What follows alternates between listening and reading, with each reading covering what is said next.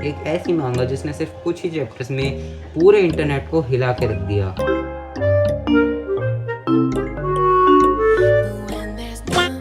उसने अपने बाप को खोया और अब सिर्फ बदला चाहता है। ये है कागुरबाची मांगा everyone calling the next big shonen. हाँ, कागुरबाची। इस मांगा की शुरुआत होती है एक टीनेजर और एक अडल्ट मैन की कन्वर्सेशन से, जिसमें वो अडल्ट मैन अपने पिता के बारे में, फादर के बारे में बता रहा होता है। उसके फादर कंट्री के सबसे फेमस स्वॉर्ड्समिथ थे, मतलब कि तलवार बनाने वाले, ठीक है।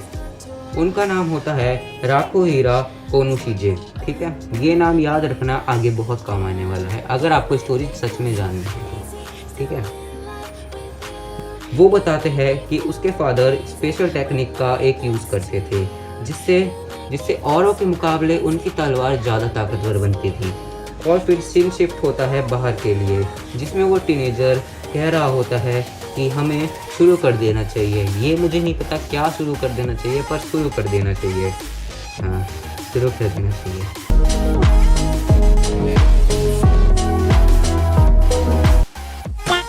हाँ, और फिर अगले सीन में हमें उस टीनेजर का नाम भी पता चल जाता है। ये नाम भी बहुत इम्पोर्टेंट है स्टोरी के लिए, ये नाम भी याद रखना। इसका नाम होता है चीरो, ठीक है। ठीक है, चीरो नहीं, जीरो नहीं, चीरो, ठीक है, चीरो। इसको हम चीरो बोल सकते हैं, है ना। और उसका नाम होता है चीरो, ठीक है। और फिर अडल्टमैन चीरो से कहता है, देखो चीरो, सन चमक रहा है, सन शाइन कर रहा है। चीरो कहता है, हाँ, वेदर अच्छा है। फिर अडल्टमैन बोलता है, मास्टर सीन, क्या आप बाहर मज़े कर रहे हैं? फिर उसका चेहरा थोड़ा अपसेट सा हो जाता है। जो अडल्टमैन होता है वो थोड़ा अपसेट हो जाता है। फिर इसी पे चीरो कहता है, इस पॉइंट पे इतना दुखी होने की ज़रूरत नहीं है। पहला पैनल ख़त्म हो जाता है और फिर सीन शिफ्ट होता है। अडल्टमैन फिशिस से बात कर रहा होता है। फिर रूम में चीरो आ जाता है, कहता है ब्रेकफास्ट रेडी हो गया है। फिर वो कहता है, आप वापस फिशिस से बात करने लगे? अडल्टमैन कहता है, हाँ। फिर सीन शिफ्ट होता है। अडल्टमैन कहता है, मैं हर रोज़ सीखता हूँ कि अपने फादर के साथ कैसे डील करें। बाकी सीन तो आप खुद देख सकते हैं। और अडल्टमैन फिर बोलता है, ये है मेरे फादर, सीरियस मूड में। और ये पैनल भी ख़त्म हो जाता है। फिर थर्ड पैनल स्टार्ट होता है, जिसमें अडल्टमैन स्टोरेज रूम में जाता है और वहाँ पे स्वॉर्ड पड़ी होती है, तलवार पड़ी होती है। बीच बीच में थोड़ी इंग्लिश आएगी, जिसको समझ नहीं आ रही है वो कृपया करके कोचिंग जाओ, कॉलेज जाओ, जहाँ भी जाओ, मांगा छोड़ो, जल्दी स्कूल जाओ, ठीक है। मेरे कमेंट में ये मत लिखना कि हमको इंग्लिश समझ में नहीं आई, प्लीज़ हिंदी में समझाओ, ठीक है। मैं बहुत हिंदी में समझा रहा हूँ। मांगा आपको, मांगा देखो, मैं मांगा के वो दिखाता हूँ आपको स्क्रीन पर, देखो ऐसे है मांगा, ठीक है। मैं बहुत हिंदी में समझा रहा हूँ। अडल्टमैन कहता है, हमारा स्टोरेज रूम गहरा है बेसमेंट में। हमारे पास फ्यू शॉट्स थी। फ्यू मतलब कि थोड़ी शॉट्स, मतलब कुछ गिनी चुनी शॉट्स, और ठीक है, पर हमारे ज़्यादातर शॉट्स खो गई तुम्हारे पैदा होने से पहले। जो अडल्टमैन होता है वो चीरो से कहता है कि जब तुम पैदा हुए उससे पहले हमारी बहुत सारी शॉट्स थी, वो खो गई है। मतलब जो भी उनके पास जितने भी थी शॉट्स वो सारी खो गई है, कुछ ही बची है। चीरो के पैदा होने से पहले ही सब खो गई थी। ये सब वो चीरो को बता रहा होता है, जैसे मैंने अभी बताया, ठीक है। फिर चीरो कहता है, क्या हमारी शॉट्स वॉर में यूज़ होती है? और फिर अडल्टमैन कहता है, पर मुझे लगता है तुम्हें पहले ही पता है। हमारी शॉट्स एक रास्ता फॉलो करती है जिसे न्यू एरा कहा जाता है। हमारी शॉट बहुत सारी जानें बचाती है। फिर नेक्स्ट पेज पे अडल्टमैन कहता है, ये मैं मेरे मन से कहता हूँ। चीरो कहता है, मुझे भी सिखाओ। मैं बस इसलिए पूछ रहा हूँ क्योंकि मुझे सच में इम्प्रूव करना है, मुझे सच में बेहतर बनना है, मैं आपके लेवल पे आना चाहता हूँ। अडल्टमैन कहता है, मैं समझ गया। और फोर्थ पैनल यहीं ख़त्म हो जाता है। फिफ्थ पैनल जिसमें हमें चीरो और अडल्टमैन ट्रेनिंग करते हुए दिखते हैं। अडल्टमैन चीरो से कहता है, स्मिथिंग के लिए अच्छा मोरल होना चाहिए, ठीक है। कमज़ोरों को बचाना, डेविल को डिस्ट्रॉय करना। जब भी स्मिथिंग करो तो एक मोरल होना चाहिए कि आप कमज़ोरों को बचाओगे और डेविल्स को ख़त्म करोगे। इसे मत भूलना। जिम्मेदारियाँ उठाना और जिम्मेदारियों के वेट को लेके चलना बहुत मुश्किल होता है। ये सब चीरो से अडल्टमैन कह रहा होता है। अडल्टमैन चीरो से कहता है, जब तुम किसी को तलवार सौंप देते हो, दो चीज़ें तुम्हारी कंसीन पर बहुत बड़ा बोझ बन जाती है और जल्द ही तुम सबसे पहले वो तलवार बेच दोगे जिसे तुम खुद भूल चुके हो। आयरन चीरो से कहता है, क्या तुम इसे संभाल सकते हो? चीरो कहता है, मुझे नहीं पता, शायद। आयरन कहता है, स्वॉर्ड किल के लिए ही डिज़ाइन होती है, मतलब स्वॉर्ड मारने के लिए ही डिज़ाइन होती है। हम उन जिंदगियों का बोझ उठाते हैं जो हमारी तलवारों से मारी गई, हमारे हाथों से बनी हुई तलवारों से उनकी जान ली गई। ये हथियार अच्छे लोगों की जान भी ले सकते हैं अगर ये गलत हाथों में चले जाए। हाँ, एक और बात भाई, मैं ये रिकॉर्डिंग ना अपना फ़ैन बंद करके कर रहा हूँ, तो प्लीज़ यार एक लाइक और सब्सक्राइब कर दो ना। क्या दिक्कत है, कर तो सकते हो ना। पंखा बंद करके अपना रिकॉर्डिंग कर रहा हूँ, प्लीज़ यार, ठीक है। एक लाइक और एक कमेंट जरूर करें, जिससे मेरे को मोटिवेशन मिलेगी। पहली वीडियो हो है और इसका और भी पार्ट्स आएंगे। मैं पूरी मांगा ये ख़त्म कर दूँगा क्योंकि मेरे को भी ये मांगा पढ़ने में बहुत मज़ा आ रहा है, ठीक है। आप लोगों को भी आना चाहिए। Back to the topic. और अगर तुम उस बोझ को समझने के लिए तैयार नहीं हो तो तुम अभी फोर्स करने के लायक भी नहीं हो। अभी हमें चियोरो और एडल्टमैन ही दिख रहा है, कोई नया करेक्टर इंट्रोड्यूस नहीं हुआ है, तो अभी उनकी ही कन्वर्सेशन चल रही है। 5th पैनल भी ख़त्म हो जाता है। 6th पैनल की शुरुआत होती है। चियोरो कहता है, आपने अभी भी वो बम्बू साफ नहीं करा जो आपने अभी काटा था, जो अभी अडल्ट मैन ने वो बम्बू काटा था ना ट्रेन के समय, वही बम्बू। अडल्ट मैन बोलता है, हाँ वो उसे साफ करना भूल गया। चियोरो कहता है, वो इसे करने के लिए डिटरमाइन है। अडल्ट मैन कहता है, गुड, चलो उस तरफ वापस चलते हैं। चियोरो कहता है, क्या आप श्योर है? अडल्ट मैन कहता है, हाँ, अगर तुम ऐसे कहोगे तो मैं तुमसे बहुत सारी उम्मीदें लगा लूँगा। चियोरो कहता है, ये सब डैड। अब हमें पता चलता है वो अडल्ट मैन कोई और नहीं, चियोरो के पापा है।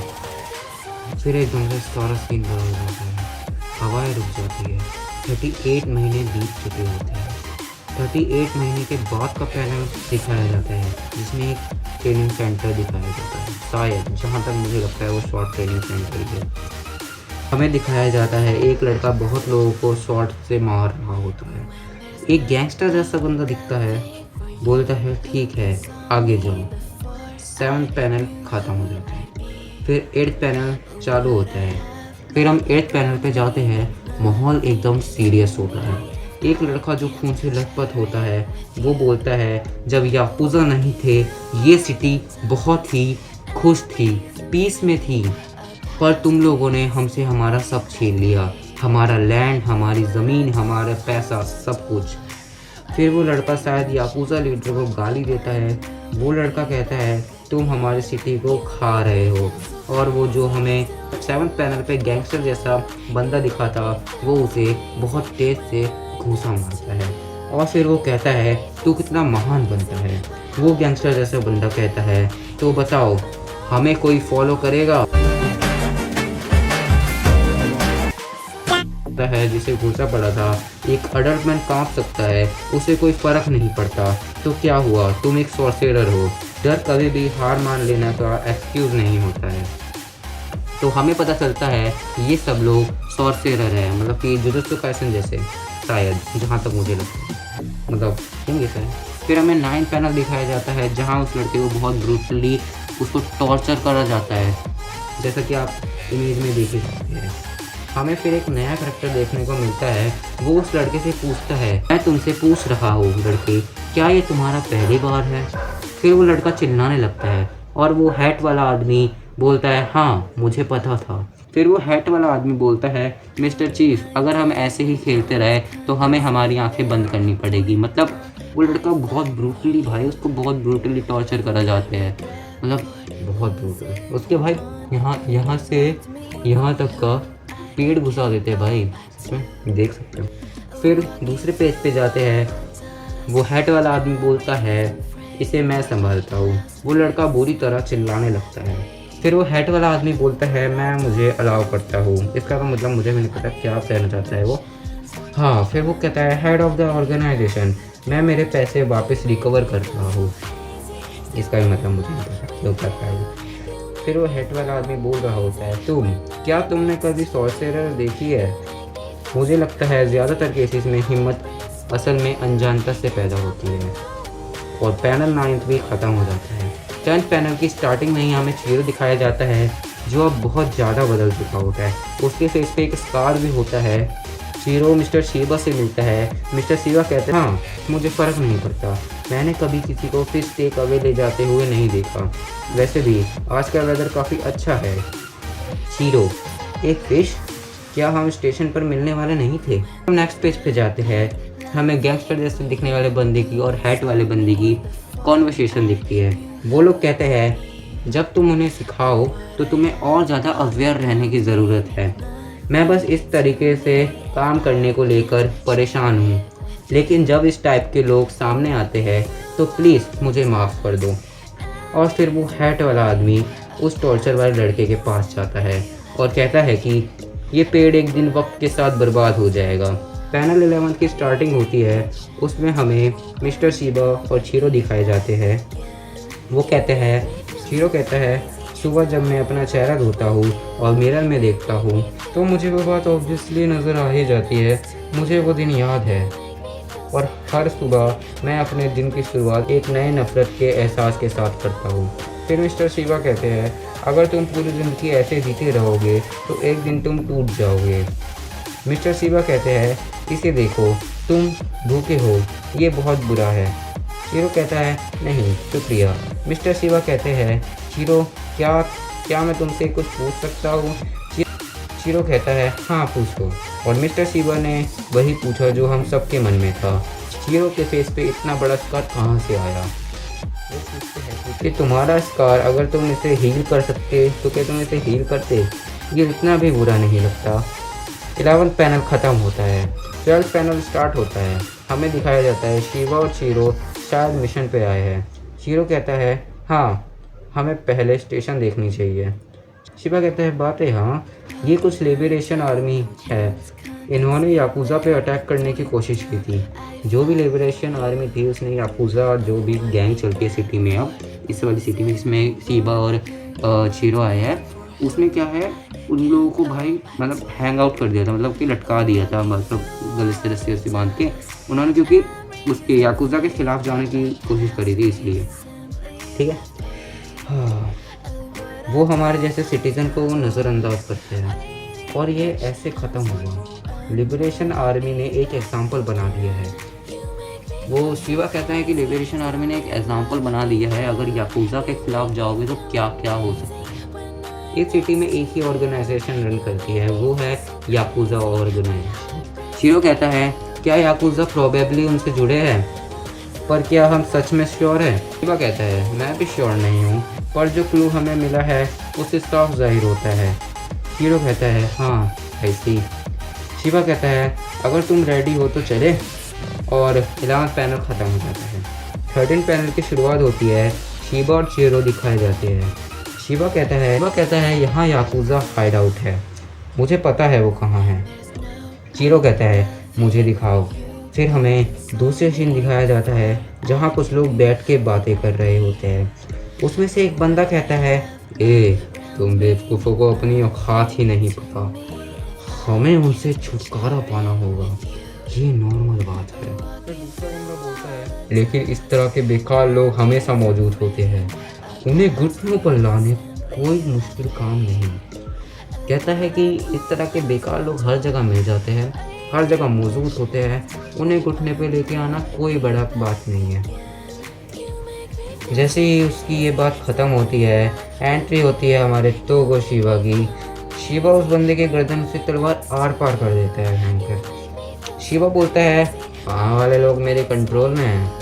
13 पैनल ख़त्म होता है और 14 पैनल की स्टार्टिंग ही इतनी ब्रूटल होती है ना, क्या बात है भाई, क्या मांगा बनाई है। मतलब इसी वजह से मैं पूरी मांगा एक्सप्लेन करने के लिए आया हूँ, क्योंकि मैं जब पढ़ रहा था ना मांगा, मुझे लगा था कि और लोगों को भी जानना चाहिए इस मांगा के बारे में। कागुरबाची इस बेस्ट मांगा है। 14 पैनल स्टार्ट होता है जहाँ वो लोग बात कर रहे होते हैं। चीरो उसी टेबल पे बीच में अपेयर होता है और एक ही रोटेशन में तीनों चारों की गर्दन उड़ा देता है। हमें फिर वही गैंगस्टर जैसा बंदा दिखाया जाता है और उसने फिर किसी को पकड़ रखा होता है। वहाँ ये बात चल रही होती है तलवारें युद्ध में इस्तेमाल होती हैं, क्वेश्चन मार्क वाला। शीरो कहता है मुझे माफ़ करना, मैं तुम्हारी बातचीत के बीच में आ गया, वो काफ़ी अच्छी थी। 14 पैनल ख़त्म होता है। 15 पैनल की शुरुआत होती है। वही याकूज़ा का गैंगस्टर जैसा बंदा दिखता है। वो कह रहा होता है अभी चुप रहो, तुम्हें हेल्प चाहिए, हम तुम्हारी फैमिली के पास जाएंगे इसको ख़त्म करने के बाद। तभी वो लड़का कहता है मेरी कोई फैमिली नहीं है। तभी वो बंदा कहता है ये तुम जानो, हमें कुछ इन्फॉर्मेशन मिली है, तुम्हें छोटी बहन मिलेगी। तभी वो लड़का बहुत डर जाता है। वो बंदा बोलता है उसे वापस ले आओ। फिर वो बंदा उस लड़के से कहता है क्या अब तुम खुद को ब्लेम करोगे कि तुम अच्छा झूठ नहीं बोल पाए। वो लड़का उन्हें रुकने के लिए कहता है। फिर वो डर की वजह से सब बताने के लिए रेडी हो जाता है। 15 पैनल भी ख़त्म हो जाता है। 16 पैनल स्टार्ट होता है जिसमें हमें शीरो की एंट्री देखने को मिलती है। वो बंदा बोलता है तुम कौन हो, मेरे गार्ड्स कहाँ हैं। और हमें नेक्स्ट पेज पे दिखाया जाता है शीरो ने 3 लोगों को पहले ही मार दिया होता है और ये पैनल भी ख़त्म हो जाता है। 17 पैनल स्टार्ट होता है। शीरो कहता है तुम जैसे कचरे को ज़िंदा नहीं छोड़ना चाहिए, मेरे हाथ में ये ब्लेड देखने के बाद तो बिल्कुल ही नहीं। फिर वो बंदा शीरो से बोलता है अब तुम्हारे साथ क्या करा जाए। वो बंदा अपने बंदों से बोलता है इसे मार दो, इसे भी उन लड़कों की तरह टांग दो जो जब क्या बोलते हैं जब शीरो और शीबा एंट्री ली थी ना सिटी में, जो वो 4 बंदे टंगे हुए थे, वो जो गैंगस्टर है वो उन्हीं बंदों की बात कर रहा है कि शीरो और शीबा को भी उन्हीं बंदों की तरह टांग दो। नेक्स्ट पेज पे हमें शीबा दिखता है जो कहता है चीफ तुम्हारे सारे लोग यहाँ ब्लास्ट हो गए हैं। और फिर शीबा शीरो के फादर का नाम लेता है। जो अडल्ट मैन हमें पेज 1 पे दिखाए जाते हैं उनका नाम हमें अब पता चलता है। शीबा कहता है उस बच्चे के फादर का नाम तुम्हें पता है, राकुहारा कोनिशीजे है, तुम्हें याद ही होगा। और फिर वो गैंगस्टर जैसा बंदा बोलता है thanks to his special technique in forging weapon, मतलब जो उनकी जो सीक्रेट कला थी जो उन्होंने अपने फादर से सीखी थी उसको वो गैंगस्टर थैंक यू बोलते हैं वेपन्स के लिए। वो गैंगस्टर बोलता है वो बहुत महान ब्लैक स्मिथ थे, तुम्हारा पॉइंट क्या है। शीरो कहता है मुझे तुमसे कुछ बात करनी है। और यही 17वां पैनल भी ख़त्म हो जाता है। इसके आगे के पैनल्स अगली वीडियो में करेंगे क्योंकि 24 मिनट की ये वीडियो बन गई है और मेरे को बहुत गर्मी लग रही है। तो ये पार्ट 1 था, इसके बाद पार्ट 2 आएगा, या मैं पार्ट 2 आज, अगर मैं पार्ट 1 आज अपलोड कर रहा हूँ तो मतलब 2 दिन बाद मैं इसका पार्ट 2 भी अपलोड कर दूँगा, ठीक है। कोई दिक्कत नहीं है, सब्सक्राइब करना, बेल आइकन को दबा देना जिससे आपको नोटिफिकेशन मिल जाए मेरे चैनल की, ठीक है। और एनीमे देखते रहो।